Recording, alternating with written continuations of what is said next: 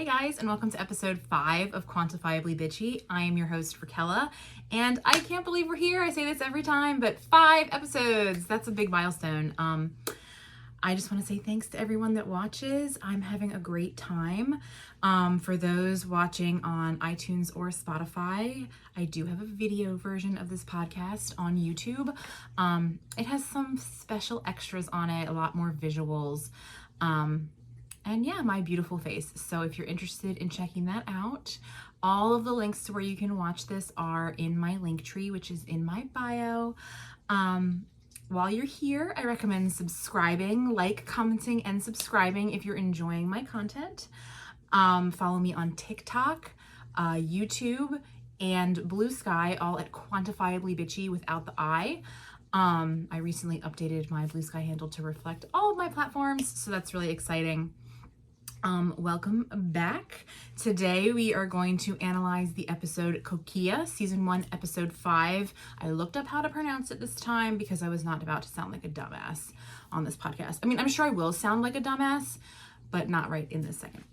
So yeah, we're gonna hop right in and do that. Since the last time we spoke, I was on Deconstructing Hannibal, my friend Sahaya's wonderful podcast. The link to my episode is in my link tree. We talk about Frederick Chilton because I literally just couldn't wait because we finally get to talk about him in my podcast next episode. But I was chomping at the bit and I just had to talk about him. So you can listen to our conversation on her podcast. Again, Deconstructing Hannibal. Check it out. I also treated myself to a tattoo. I'm going to put it up here. And for those that are just listening, I got a death head moth tattoo. Partially because I've always wanted one. I have a collection of like animals and skulls tattooed all over my body. So it was just one more kind of fitting addition to this theme that I'm going on. But I also wanted to get it for Hannibal. I've been a fan of Hannibal my entire life. And falling into this fandom has kind of gotten me, definitely gotten me back into creating again. And it has been a really silly, unserious, and very fun journey. So I wanted to treat myself because, I don't know, I think we should treat ourselves more when we accomplish our goals, big or small. And I'm all about celebrating the big and small wins here. So, yep, got this tattoo. Got it at Black Label Tattoo in Frederick, Maryland. The wonderful Liz did it. Definitely recommend her. Yeah, so let's jump in and get started. I think we went over all of my housekeeping items. Make sure you subscribe. I want to keep building this following. The more followers I have, the more things I can do. You know, I want to start having guests on, whether they be other fanables or, you know, famous people. So I appreciate you supporting me. Definitely hit that subscribe button just so we can keep growing and I can keep doing more things. Yeah, so let's jump into season 1, episode 5, Coquilles. I need to get my headphones in, but I did get it queued up. Got my little cherry Coke because I am not a Diet Coke girl. Like, I'm so sorry. I hate diet soda. But I love cherry Coke, so I treat myself to a little sody every once in a while. But I also have my giant water because I am also a water girly. Opening shot. What are we dealing with? It is Will, his feet, his dogs, if you will. He is sleepwalking down this stretch of highway in the dark in his underwear, and the stag is following him. Classic way to enter an episode, not knowing if we're in reality, a dream, or somewhere in between. The stag nudging him. I am of the firm belief that the stag represents Abigail, especially in these moments, nudging him, following him like a shadow, just being behind him and just hanging over him, and he still doesn't know what it means. The cops approach. I think this is where we start to realize it is not a dream. He is sleepwalking in them little underwears. So it's like we exist in the in-between waking and sleeping, in between dream and reality. Don't have your footing. Okay, those boxers are so short. 10 out of 10, respectfully. Winston. I love Winston. That's definitely like his soul dog. Like, that is the Will Graham of dogs. Will Graham being a whiskey man, it clocks. Not quite bourbon. He's not even sure if he's awake now. Same. I never know what's going on because of you, Will Graham, and your fucking encephalitis head. Love the shot of Baltimore. Again, that's the Inner Harbor. I love that he sleepwalks and like the first thing he does is like roll up to Hannibal's house the next day. I think about Hannibal's coffee maker literally all the time. I looked it up. It's like very expensive. And my husband was like, where the hell are we going to put this thing? But it just looks so delicious. I'm a coffee snob, period. I would let Hannibal kill me. The food would trick me too. It would be very much like Jack Crawford. Hannibal's so toxic. I say this every episode, but he's like, oh, I wouldn't say you were forced back into the FBI. I would say you're manipulated. I think it's very interesting and like very smart, and like I feel like really intelligent, manipulative people use this tactic to manipulate others by, instead of like the doubt and like the accusation of manipulation being cast on Hannibal, he casts it on Jack first. So he's planting that seed for Will to be distrustful of Jack before Jack can be like, I don't think I trust Hannibal. Because then, you know, Will is going to question if he believes Jack or not. So it's a genius strategy. It's incredibly toxic. It's absolutely what's being applied here. This is interesting too because we see Hannibal in his little robe. He's still wearing like a dress shirt underneath because he's a fucking fancy boy. But we do see him kind of casual, and it's almost like Playboy Hugh Hefner vibes, but like actually fancy and rich. And of course he's very interested in the sleepwalking business. And Hannibal's like, I want to talk about your anger, babes. You entered into a devil's bargain with Jack. Jack isn't the devil. This familiar language that we use, the devil versus the angel, Jack being attributed to one. I know Brian Fuller has said him and Hannibal, Jack and Hannibal kind of go back and forth between being the angel and the devil on Will's shoulders. I don't think that Jack is like typically the devil, and even Will is like, he's not the devil. But he is not a saint. Hannibal's like, he's certainly no saint. That is accurate. He has his motives, as does everybody in the show. Then we cut to scooping ice, this like random guy, which we assume is going to be like related to whatever procedural-esque murder they are solving this episode, just like your standard white guy. But we see him kind of get triggered, and like he's watching this couple and their like heads are on fire. Fuller and team are not afraid to constantly be blurring the lines between like reality and these hallucinations. It makes them feel very real. It gets you into the head of these like really tricky characters who are experiencing emotional burdens and trauma. It's very visceral and very, very much like show and not tell. Will is so sassy. He's like, really? A motel? Could they be lazier? What a stereotype. Okay, so they think that this is the Chesapeake, where Jack thought that this was the Chesapeake Ripper. But then they realized there's no surgical trophies being taken. Will Graham wearing his glasses again. He's taking them off to go analyze the scene. He always takes the glasses off to analyze the scene because he needs to see it clearly and not through the shield that he uses with his frames. And then we get introduced to our blood eagles. Okay, there are various representations of blood eagles in media. I am the most familiar with 3, including this Hannibal scene. In the show Vikings, they do it, and then in Midsummer, they do it as well. Every time there's a blood eagle in something, I know it's going to be absolutely fucking scary. Because the concept of the blood eagle is that they remove, you know, the skin off of your back. I think they like break your bones in a certain way, and they like take your lungs out of your body and flip them over onto your back. So you're still alive when this is happening, mostly, for the most part. Traditionally, I'll say traditionally, you're still alive during a blood eagle. I think he's still alive in Midsummer. It's like that's one of the scariest representations of it for me, but this is pretty scary. Yeah, but when I was watching this for the first time, I was like, all right, introduce the blood eagle. We are not playing around anymore. We are not in Kansas anymore. This blood eagle is a little bit different because their lungs are not outside of their body. Not that I can see anyway. They are definitely more to look like angels, which is like a theme of this episode. So it is like a take on the blood eagle, but it is still super fucking scary.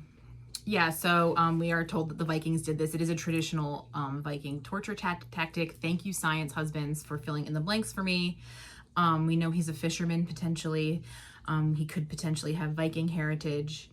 They would break their ribs, and then they would drape their lungs over their body. And they initially think that the blood eagle is mocking God, but quickly they realize it's not it. And he slept on the bed with the scary blood eagle people in front of him, so we're dealing with someone insane. That's fun. Threw up on the nightstand. Jack thinks it's nervous. A righteous barf, Will Graham says. Every episode, this man, they're like, I need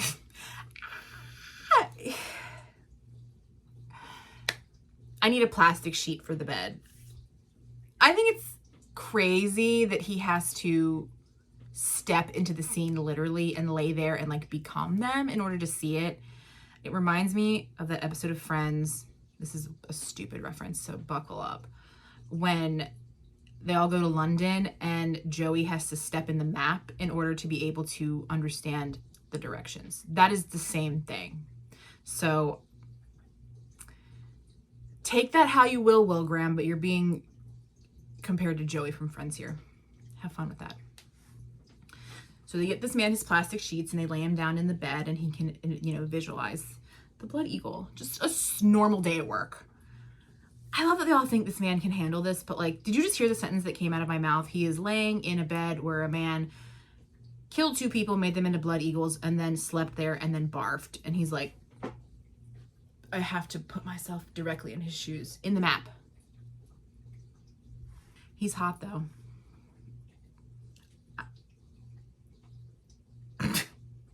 Something's wrong with me. This is not who you are. This is my gift to you. I like that we're framing this serial killer as someone who doesn't see it as a bad act. Again, we're dealing with the spectrum of good and evil, the spectrum of morality. We know Hannibal doesn't necessarily think what he's doing is immoral, and neither does this serial killer. So we're constantly being put in the heads of people who do crappy things and how they justify them. It's always interesting, an interesting psychological experiment. Pan to Hannibal cooking. I love this shot. I mean, Brian Fuller and team do really gorgeous things with color in general, but I do love how ostentatious Hannibal's plating is. I love that there is a jawbone on this plate. Like, truly, if everyone is just like, oh, he's European. He's European. That's why it's all like this. That's on you guys at this point. I feel like maybe the foreshadowing, we should have been paying attention to it, don't you think? But that's the beauty of Hannibal and his manipulation, is he wants it desperately to be in your face and be like, yeah, there were signs, you just weren't paying attention. Why weren't you paying attention? He is feeding Bella and Jack in his dramatic ass dining room, which I genuinely love, but it is fucking dramatic. He just like always has these like broken pomegranates on the table just as display. I could never be invited over there. He would kill and eat me because I would be like, what is going on? Girl, I wouldn't be called by Phyllis either.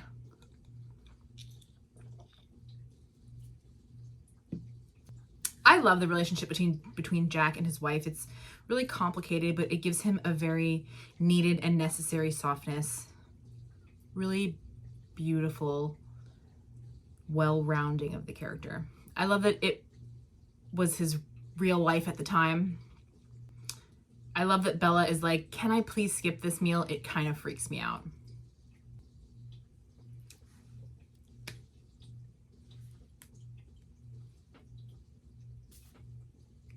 I don't even know where to begin. Hannibal being like, I employ an ethical butcher is a beautiful phrase, because first of all, yeah, what does that mean? Some people, it could mean like, oh yeah, they're not in, really shitty conditions. They live the end of their life happily, but like you're still killing them, first of all. So this, like, again, judgment call on morality and what that means to Hannibal. Also, the ethical butcher is him. Also, is he ethical? Because we've seen the way he treats some of his victims. So there is always a double entendre with what he's saying. Is always a breadcrumb of to his, his gingerbread house of cannibalism. It's always in your face, but there is kind of a sense of humor to it because it's like an ethical butcher. Bitch, you are just repurposing the word for murderer. That is amazing. 10 out of 10 creative gymnastics, mental gymnastics. No need for unnecessary suffering. Hannibal enjoys the suffering a little bit. Cruelty is a gift humanity has given itself, and Hannibal, you have enjoyed it tenfold. So maybe let's talk about that. The gift that keeps on giving. Bunch of fucking psychos. He smells Bella. Sure, of course. Guesses her perfume. I can't decide if that would charm me or freak me out. With a face like Mads Mikkelsen's probably charm me, but I would probably jump to my death for this man, so. He's like, oh, I smelled stomach cancer on someone once. Just casual dinner talk. Fucking freaks, I love them. Now our death angels are back into the science lab with all of our beautiful science nerds, our science thrups. Shit, I love Beverly. She gives this beautiful quote about dying and God, and she kind of has them guess who said it, and Zeller's like, oh, Robert Frost, and Will Graham's like, no baby, Jim Morrison. And he's right, because Beverly's cool as shit, and just one more reason for Zeller to hate Will Graham.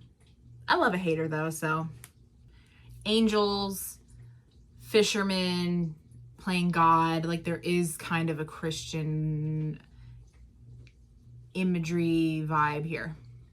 Find out the woman lived for 15 minutes after she was skinned, so this is a crazy act of cruelty. They were given a paralytic agent. Will realizes that the victims were posed to pray for him because he's afraid.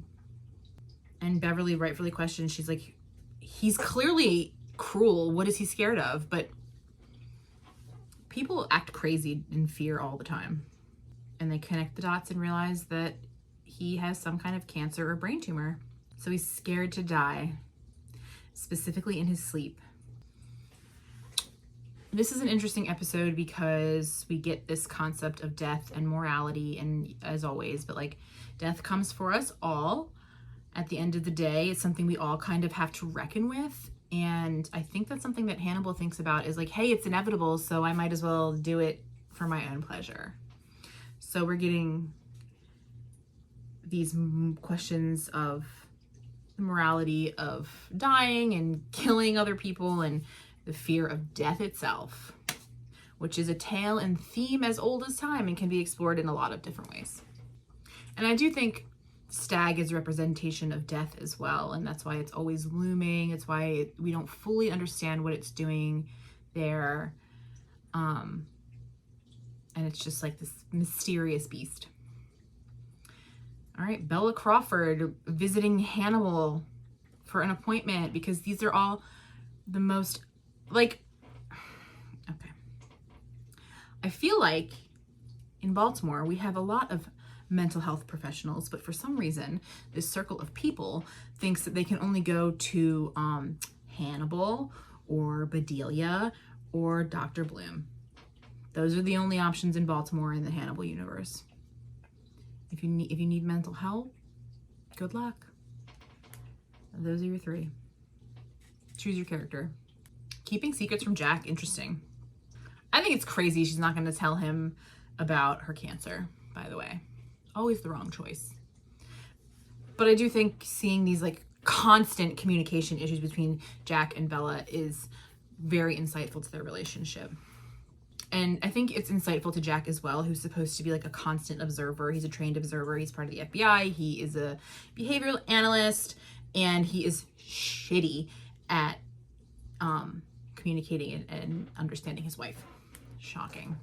Men. And even Bella's like, there's no conflict of interest of me being here. And Hannibal's always justifying it.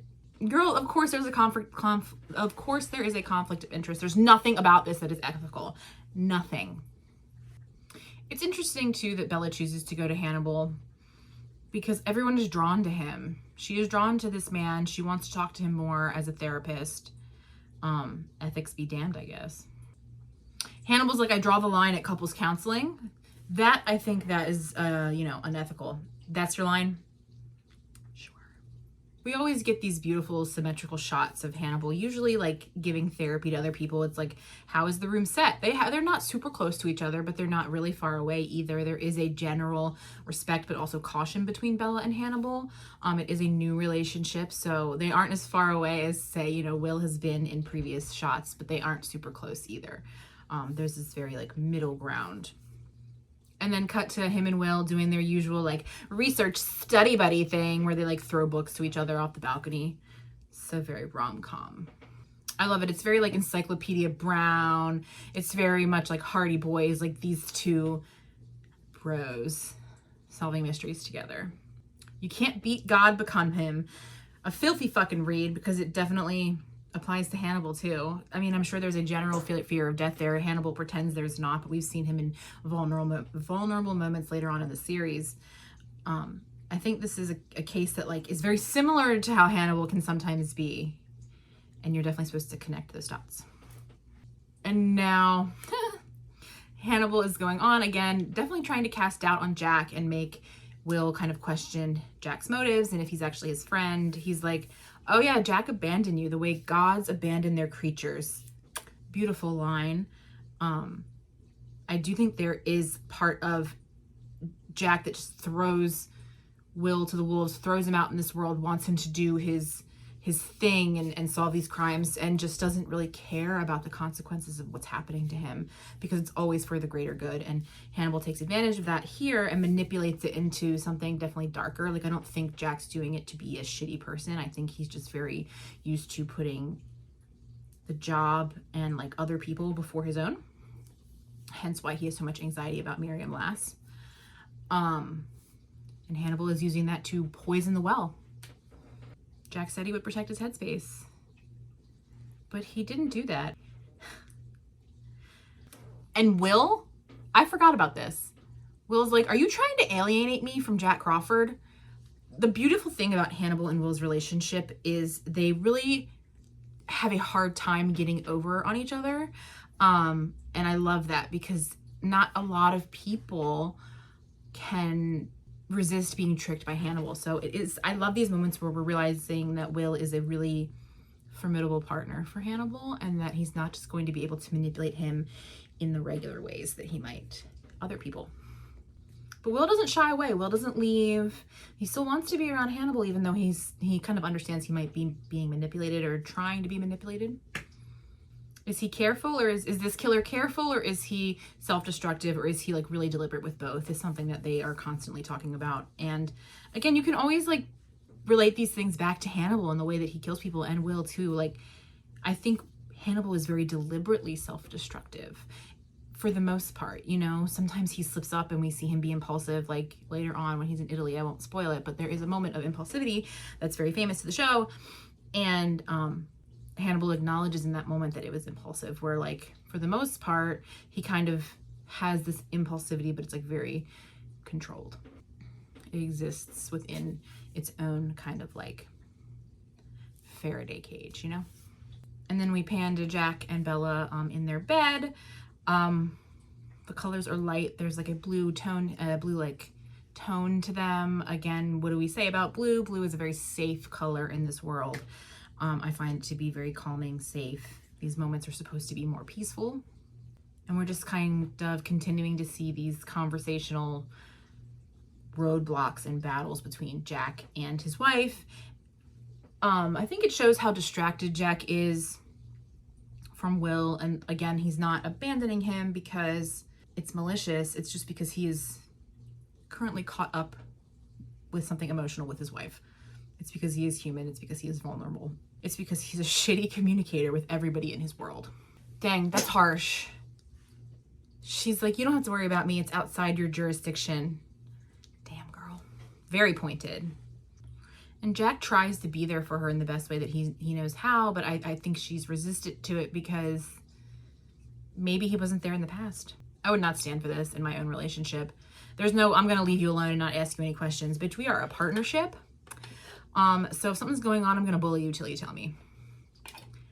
Secrets? Are you crazy? And then Jack's like, I don't want to insult you by asking if it's someone else, which is such a fucking toxic backhanded way of being like, maybe you're cheating on me. I'm not gonna say it, but I'm gonna kind of say it.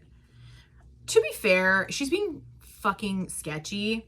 So like, is it crazy that he asked? No, I don't think she's cheating on him, but like, he can't just be like, do you have cancer? Like, that's not gonna be where your mind goes, first of all. And he says, I love you, Bella. Kisses her. And she says it back.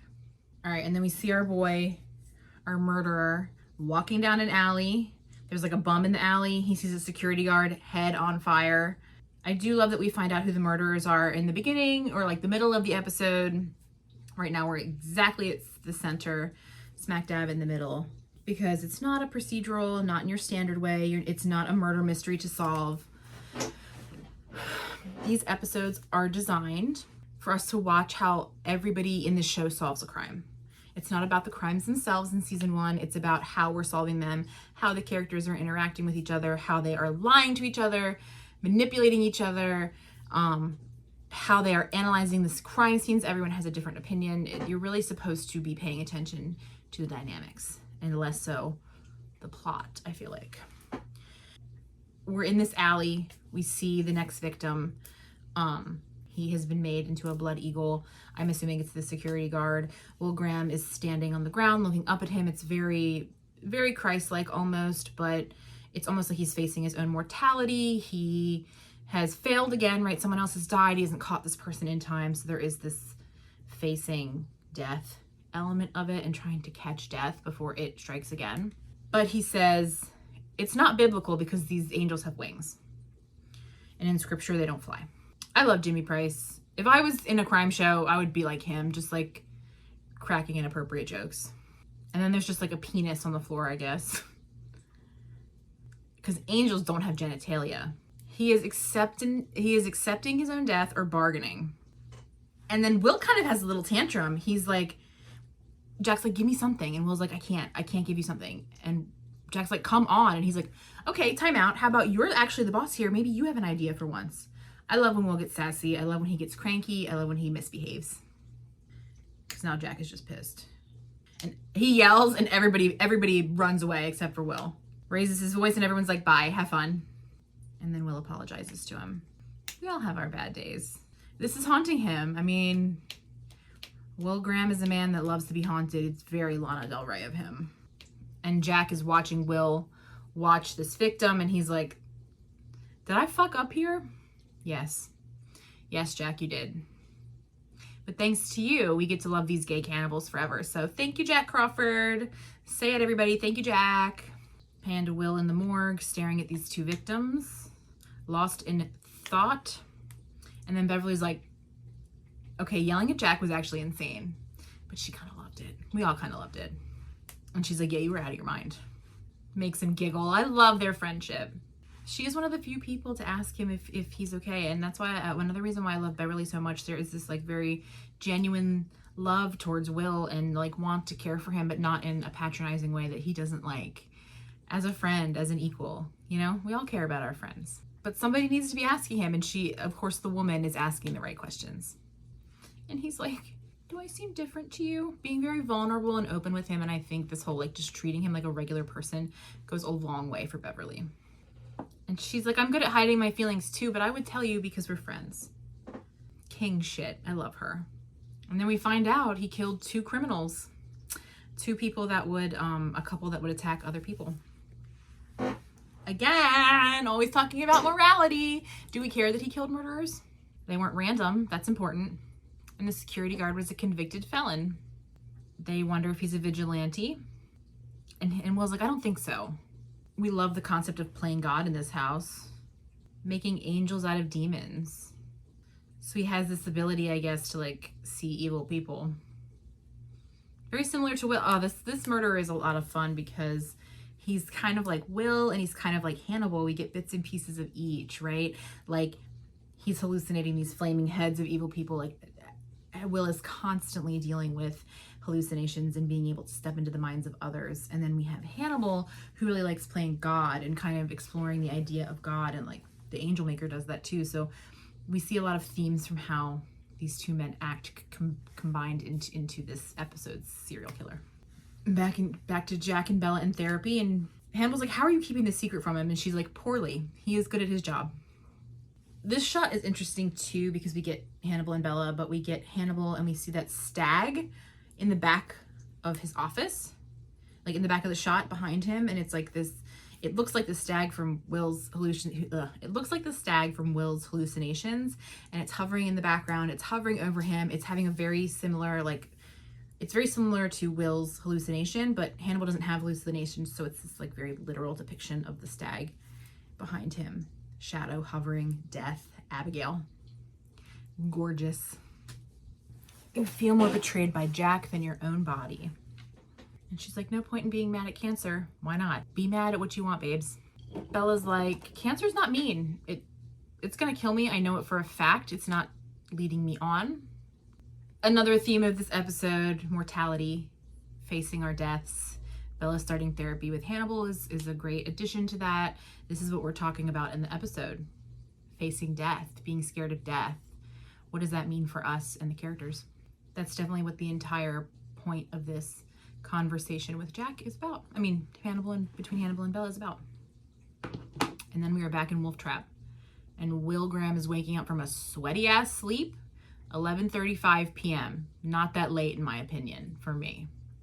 But I guess for somebody who like works in the FBI, oh nope, now it's 2 a.m. And now it's 5 a.m. All right, he's getting a shitty sleep. Fucking sweaty. Take your shirt off. Who said that? I'm sorry, I'm kidding. We see him sleeping, we see him waking, we see kind of the, is it REM where your eyes, yeah, rapid eye movement, duh, REM. We see the REM movement. Looks like we're entering a dream, are we? No, Will on the roof of his house. If the shot is really set up that you're like, oh, he's falling asleep. Oh, we're in a dream now. No, he's standing in his underwear on the roof of his house while his dogs freak the fuck out. In those little boxers. Cut to him taking aspirin in Hannibal's office. That boy, Will Graham hates to see an aspirin coming, or I guess an aspirin hates to see Will Graham coming. I love that Will's like, I want to zip myself into a sleeping bag so I don't sleepwalk. He's like, straitjacket me, please. This is a good Hannibal suit. I love a plaid number. Those are always my favorite suits. Yeah, so they determined that this guy thinks that he can tell if you're a good or bad person. God has given this person insight into the souls of men. Exactly, Hannibal. Thank you. And then Will is looking at the stag that constantly haunts his dreams. Will is kind of struggling to find this man's patterns. He's hitting a roadblock, which is not good for Will. And then one of my favorite scenes, when Hannibal smells Will. Hannibal is not subtle when he smells people, and I think that's incredibly funny, especially because Will is always paying attention, and he calls him out. Did you just smell me? Yeah, he fucking did. And I love that he calls him out for so many reasons. It's hilarious. Will is always paying attention. You can't pull the wool over his eyes with Hannibal for the most part. It shows that Hannibal can't resist. He doesn't exactly like hide the fact that he's smelling him. He does a very poor job at it. And he's like, he has to smell him in this moment. And that is foul, but in like a hot way. And he's like, yeah, you have a shitty aftershave. Nice save, because he probably does. I keep getting them for Christmas. I love that line. I keep getting them for Christmas because I love lines like this, these little like kind of throwaway, almost comedic lines that give insight to the character. Like you're like, okay, Will doesn't buy these things for himself. He keeps getting these shitty aftershaves for Christmas and he's not wasteful. So he's just using them to use them because he doesn't care about that either. They're available, he's gonna use them. And then Hannibal's like, oh, are you getting headaches more often? Because he can smell his brain. And then they find the suspect who they think is the murder victim. He's been missing and his family hasn't seen him in a while. You know what's interesting? The visitor badge comes up again. I've been watching the X-Files for the first time. Don't yell at me. There's a lot of media out there. I'm slowly trying to consume it all. But the visitor badges are the same. They're the same in Hannibal. They're the same in the X-Files. I don't know if that's just like what the FBI badges look like or if there is like a direct kind of shout out there. But I did notice that. I was like, hold up. I recognize those from Hannibal. when I was watching the X-Files. Because you know me, I love the visitors badges. They are just giant scarlet letters. And when I saw it in the X-Files, I was like, hold on. We find out his wife left him because of his cancer, which is insane, by the way. She's like, it makes me sound like a bad wife. It sure fucking does, girl. And you find out he wanted to be alone. And then Jack is connecting the dots. Shit. I forgot that there's like a cancer tie in here, and like this is how Jack realizes that Bella has cancer, because he is good at his job and he is able to connect those dots. This serial killer has a little bit of everybody in them, a little bit of all the characters, and something specific that they take away. And I think Lawrence Fishburne plays this scene really beautiful with his face. You literally see the dots being connected, and you see this genius man finally drawing the right conclusions. And Will is noticing Jack having this kind of epiphany moment too. So Will takes over the conversation in this slutty little sweater with them, the slutty little glasses. Big fan of this full gram fit. And we're kind of we're hearing this woman's story and having Jack have a mental breakdown on screen. Beautiful choice. It's like he's almost this woman is like narrating Jack's own story, and he's listening to it and kind of having this visceral, upset reaction that this is how he realizes his wife has cancer. What a beautifully written kind of reveal. And then we find out this man was never religious.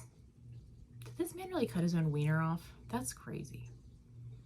Jack, we see Jack collect himself and kind of put his armor back on and be like, we just gotta find this guy, we gotta save this guy. But you see him pulling his strength together and being like, all right, we gotta solve this crime, and then I will deal with this tragic thing I'm dealing with later.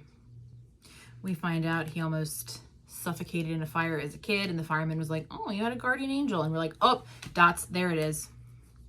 And then they drive to this farm where this guy almost died before and like thought his angel was there or whatever. We have like hints of yellow leaves in the grass. They've fallen off the tree, different than what we've seen in past episodes, but similar colors and imagery. Will takes off his glasses to view the guy who has made himself into a blood eagle. This is traumatizing for Will because he failed, right? He didn't save this guy. He didn't find him in time. He was able to carry out his whole plan effectively, and the FBI didn't save anyone. Making yourself into a blood angel, crazy. But it was his choice to die, which is something Bella kind of discusses later on. Should we choose how we die? Should we choose when we die? Is that something we can do? It really fucks with Will because now he's like, okay, maybe I'm not doing well because I was not able to solve this. So maybe I need to step back and stop. And Jack is like, you can leave any time, but not this time. I also think it's a really classic manipulation tactic to be like, you can leave any time. And then when they actually try to leave, put a lot of guilt on. And Jack does do that to Will, and it works. And he's like, I can't do this by myself. And, Jack's like, you're not. And he's like, but I am. You're clearly distracted. Our sweet baby Will. He's so sensitive. And then we get the line, Will's like, this is bad for me. Which I think is interesting. I always think that Will's an empath. And I don't think he's like inherently evil. But I think the empathy kind of washes over him and consumes him. And he kind of likes the way that it feels. And then Jack hits him with the line, I'm not your father, which is so interesting because I think up until this point, we have gotten nothing but toxic father energy from Jack. So seeing that dialogue just kind of be very blunt and head on with these themes that we've kind of been following this whole time is interesting. But it's like, yeah, you're right. You're not technically his father, but you've been kind of acting like a father figure this entire time. He's like, I'm not going to tell you what to do. But he does. He tells him. And he guilts him, which is another toxic ass trait. This poor boy, my poor Will Graham, is always being manipulated and guilted. He's like, if you stop, more people are going to die. And whose fault is that going to be? Crazy, not Will's. Hello. And then we get the nice little, maybe I'll go work on boats, which is a reference to the Hannibal books. He's like, go ahead, quit. I dare you. Toxic. That's the thing. He's like, I'm not your father, and then proceeds to act like the most toxic father figure ever. Hugh Dancy is so good at playing raw and open and vulnerable. And we see Will turn around and the dead guy's like coming at him in a hallucination. Like, it's clearly not good for him, but also secret encephalitis. And he's on his knees. The blood eagle guy, the serial killer, is on his knees looking up at Will, which is interesting for a man that was like trying to play God and to be looking up at Will Graham here. I see what you are. He sees him as evil. He sees him with the flaming skull. But remember, this is a hallucination. So this is what Will... This is such a great scene. So he's like, I see what you are. I see the darkness in you. And it is a very interesting look at like the darkness of Will Graham, which is explored throughout 3 seasons. And you realize he's actually alone because of course he is. And then we see Hannibal and Bella in his office, and Jack confronts her. He shows up there. You know what's interesting about the shot too is that we see Hannibal in his like little waiting room, and there are clearly some bugs on the wall in the back, and they look like the death head moth. So we get this little Silence of the Lambs nod. It's blurry, you can't really make it out, but I see the shapes. That's definitely not an accident. She's like, you know I have cancer. Yeah, he's a detective. He's like the detective. Oh, this would piss me off so bad. Note to everyone in my life, don't not tell me you have cancer. I will cry and be pissed. And we talk about how kind of unfair this is to Bella. She doesn't smoke. It's not treatable. It is a nice reminder, a dark reminder, that it does come for us all, and sometimes we don't get to choose. Something that I like to explore in like my own writing and just in general is like the universe as an entity, and how you kind of have to respect it, and it's not, you can plan and do everything that you want, but at the end of the day it's going to have its own plan for you. So while we might not have a predestined fate, I don't think that we get to make all of the choices for ourselves in this life necessarily. And I think talking about death and mortality is really easy to tie that in. You can be super healthy, you can be this, you can be that, and you know, at the end of the day, it's going to come. Death is going to come for you the way it wants to come for you. Bella is being really selfish, but I do understand when you're kind of faced with your own death and your own lifespan that like maybe you want to be selfish in those moments. Maybe at the end of the day, it is just you. You are alone, and those are your choices. So like I understand where she's coming from, even if I personally think that it's the wrong choice. I do also think that this is a great representation of fear and what it can do to you, because he's like, what were you going to do? Just not tell me, and then eventually just like be in chemo or be dead? And it's like very obvious she didn't think that far ahead, because fear will get you. And she's like, I don't want you to have a say in this. And I do think there is something to be said about that, because again, like she can't take him with her in this experience. So it is her choices to make alone. We see Jack be vulnerable. We see him cry, which is interesting when we just see him like yelling at Will and being kind of a toxic dad. Seeing him be raw and open and vulnerable with his wife is a really good juxtaposition. This scene always stuck with me because she's like, I know that you love me and I know that you want to help, but I'm not comforted by it, and I'm so sorry. And I do think this is the first time that they are being really brutally honest with each other, and the words are super hard and everything's really sad and painful, but there is, I think, value in these hard truths and being honest with the people you love. So it is a really beautiful scene, even if it's deeply sad. And I think we see the fear with Bella here being like, I didn't want to change, I didn't want to tell you because then it's real. And like facing that fear and putting the words out into the universe do make them feel real. So we see this couple finally telling each other hard truths and finally being honest with each other even when it's not pretty, and then they're the closest we've seen them. There's a lesson in that, y'all. And then Will comes to visit Jack in his office in his classic Will Graham fit. And Jack's like, please, what do you want? I'm not in the mood for your dramatics. Just quit, just leave, whatever. Sometimes watching men try to communicate with each other is so incredibly painful and awkward. These two are trying their best. I will give them credit. Will's like, I'm here if you need me. I'm gonna wait until you're ready to talk, but you're gonna talk to me. And we end the episode with like Will trying to communicate with Jack. Like Jack has these two people in his life that are like, okay, I'm ready to communicate properly now. You first. I say this every episode, but I'm going to continue to say it. I love Lawrence Fishburne. I love the emotional depth he brings to these kind of tough, hard characters. Another beautiful symmetrical shot. Brian Fuller loves symmetry in chairs. And the episode ends with this beautiful symmetrical shot of Will and Jack. That was fun, as always. Some themes of this episode: facing death, dying, our own mortality, playing God, communication with our loved ones and having tough conversations. That didn't happen really with the serial killer. It didn't happen with Jack. It didn't happen with Bella. It didn't happen with Will. And I think everyone kind of learned a lesson about telling each other how they feel before it is too late. I do like season 1 because we really get to see these characters in their element, solving crimes, their personalities. Like, it is just, season 1 is such a show and not tell season.